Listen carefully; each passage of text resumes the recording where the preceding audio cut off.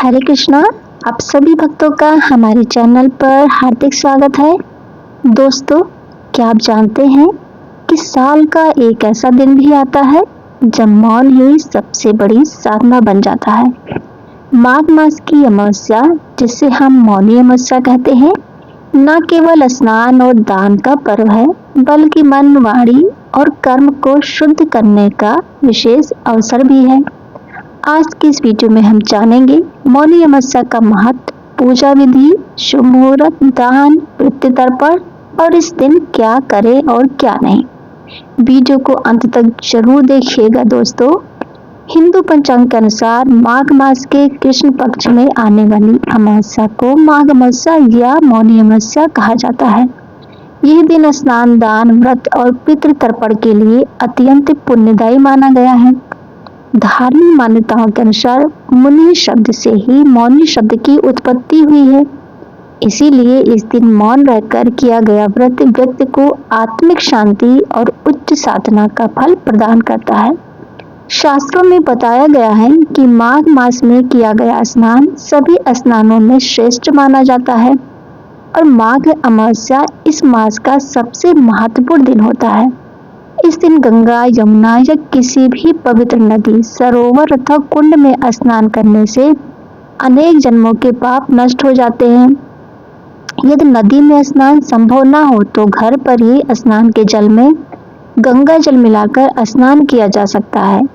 मौनी अमावस्या के दिन मौन धारण करने का विशेष महत्व है। यदि पूरे दिन मौन रहना कठिन है तो कम से कम प्रातःकाल पूजा पाठ और जब तब तक मौन अवश्य रखें और कटु वचन बोलने से बचे। वैदिक ज्योतिष में चंद्रमा को मन का कारक कहा गया है और अमावस्या के दिन चंद्रमा दिखाई नहीं देता, जिससे मन चंचल और कमजोर हो सकता है। इसी कारण इस दिन मौन और संयम को सर्वोत्तम साधन बताया गया है। इस पावन तिथि पर भगवान विष्णु और भगवान शिव दोनों की पूजा का विधान है। स्नान के बाद सूर्यदेव को अर्घ्य दें, फिर पितरों को जल, तिल और कुशा से तर्पण करें। व्रत रखते हुए गरीब, असहाय और भूखे लोगों को भोजन कराना विशेष पुण्य प्रदान करता है। इस दिन अनाज, वस्त्र, तिल, आंवला, कंबल, घी, पलंग, गौ आहार या दक्षिणा का दान अत्यंत शुभ माना गया है। सामर्थ्य हो तो गौदान, स्वर्ण दान या भूमि दान भी किया जा सकता है।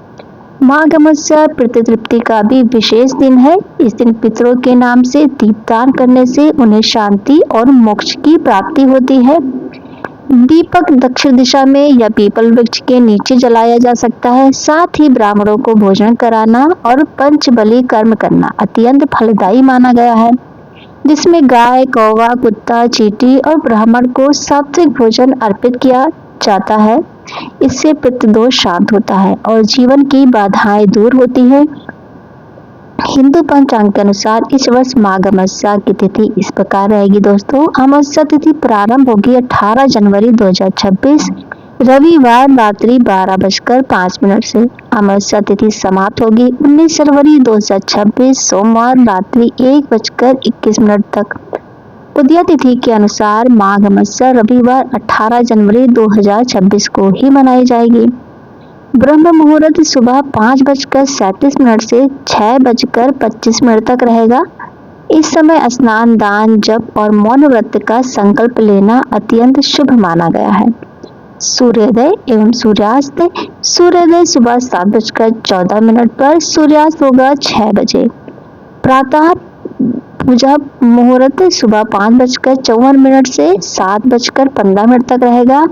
इस समय भगवान विष्णु, भगवान शिव और सूर्यदेव की पूजा करना श्रेष्ठ फल प्रदान करता है। सायंकाल पूजा एवं दीपदान मुहूर्त शाम 5:46 से 7:09 तक। पितरों के नाम से दीपदान करने के लिए ये समय सबसे उत्तम है।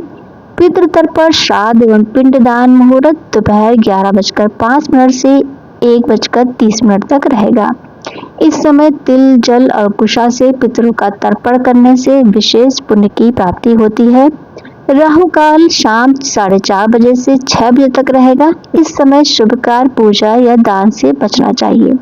विशेष नियम रविवार होने के कारण इस वर्ष माघ अमावस्या रविवार के दिन पड़ रही है, इसलिए पीपल और तुलसी की पूजा में विशेष सावधानी रखनी चाहिए। रविवार के दिन पीपल और तुलसी की प्रत्यक्ष पूजा के स्थान पर मानसिक रूप से ध्यान करके दीपदान किया जा सकता है।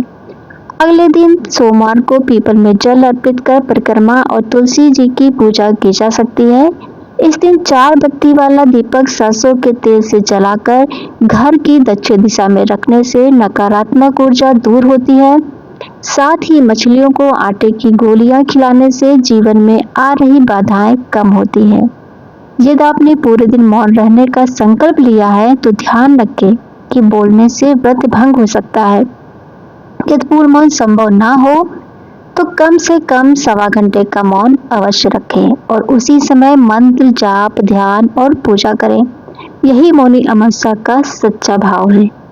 तो दोस्तों, ये थी माघ अमावस्या यानी मौनी अमावस्या से जुड़ी संपूर्ण जानकारी।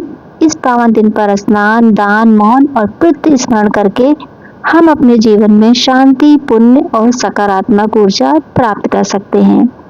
अगर आपको ऐसे धार्मिक और आध्यात्मिक वीडियो पसंद आती है तो वीडियो को जरूर लाइक कीजिएगा, अपने परिवार और मित्रों के साथ अवश्य शेयर करें और हमारे चैनल को सब्सक्राइब करना बिल्कुल भी ना भूलें ताकि ऐसे ही पावन विषय आप तक लगातार पहुंचते रहें। आप सभी पर पितरों की कृपा बनी रहे और आपके जीवन के सभी कष्ट दूर हो। तो फिर मिलते हैं अगले वीडियो में, तब तक के लिए जय श्री कृष्णा दोस्तों।